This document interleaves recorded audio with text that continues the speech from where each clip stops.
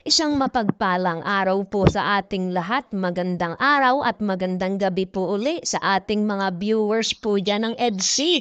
Mega love shout out po sa ating lahat at mga OFW po nating dyan. Kamusta po kayo? Beyonce, tama ang hula. Kalinga Prab, may binigay na blessing. Beyonce, magkakameron din at magulang ni Beyonce may bulong kay Edu. Ano po kaya ito? So yan po yung ating pag-uusapan at tatalakayin ngayong araw mga kalingap. At kung bago ka pa lang po sa ating munting YouTube channel, palike and share and subscribe na po para lagi po kayong update sa ating mga video.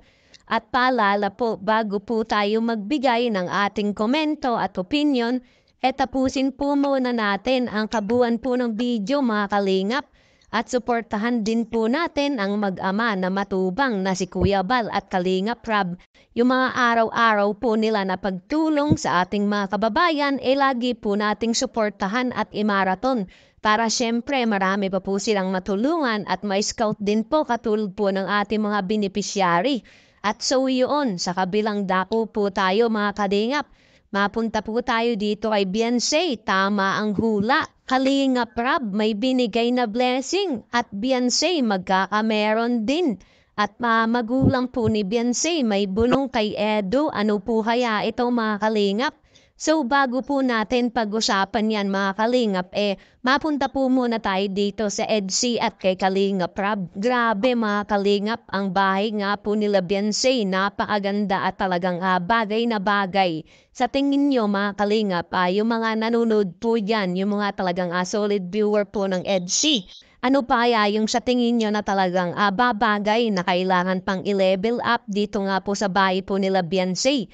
Kasi mga kalingap, diba, hindi natin naisip no na wala palang tubig, kuryente. Diba mga kalingap na hindi po natin na iniisip po yung kasi parang sa huli na po yun na asikasuhin. Kasi diba nagka-problema nga po doon dati mga kalingap pero ngayon nga po okay na. Pero ano kaya yung sa tingin niyo po na talagang maganda pa na talagang ilalagay pa dito sa bahay po nila Beyonce? Para sa akin wala na rin po mga kalingap at talagang kompleto na rin po talaga. Siguro mga kalingap, yung mga ilalagay pa, yung mga ile-level up, siguro pamilya na po nila Beyonce ang bahala po dyan. Pero nakita naman natin na talagang wala na po, okay na. Kumbaga, wala nang idadagdag yung ating mga sponsor na solid po dyan. Bahala na po sila Beyonce kung ano po yung i-improve po sa kanila. At yun nga po mga kalingap, kamusta naman po kaya yung bahay po nila dati?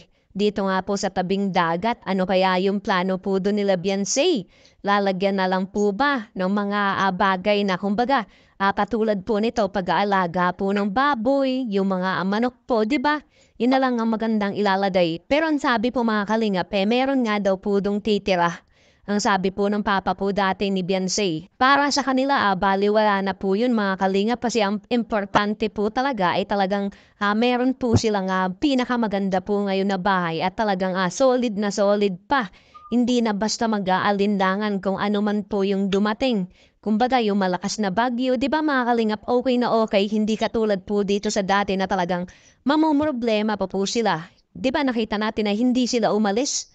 Kumbaga yung may bagyo nga po na dumaan nun, talagang nasalimpad nga po yung kanilang bubong pero lumaban pa rin po sila at hindi sila umalis doon. Kaya si Papa Eds nga po ay talagang kinakabahan sa maaaring nga po mangyari. Kaya talagang pinapatuloy nga po ni Papa Eds dito sa kanilang bahay. Pero nakita naman natin na palaban po yung pamilya nila Beyonce. Pero ngayon mga kalingap talagang mapapawaw tayo. Halos yung mga kagamitan po ng bahay nila Beyonce ay talagang mamahalin at talagang hindi na basta in order nga po.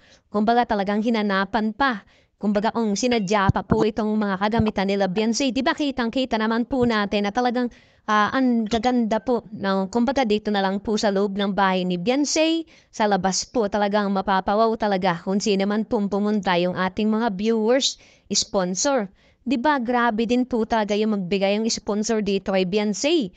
Na kahit isang pangalan lamang po ay talagang kitang-kita natin na malaki po yung ibinigay para dito sa pagtulong sa pagbuo nga po ng bahay. At ito pa nga po mga kalingap, sabi nga po ng ating mga viewers, mas maganda daw po na inegosyo ni Beyonce. Kumbaga ito nga pong picture nila ni mga, kumbaga mga frame up nga po na ibenta. Kasi madami naman po talagang nagsusuporta nga po kay Beyonce.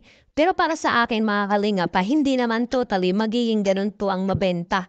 Para sa akin, kumbaga yung mga damit, pero yung mga ganung picture, hindi po talaga. At ang sabi nga po ng mga viewers din natin na mas maganda daw talaga na kunin nga po ni Beyonce ay teacher.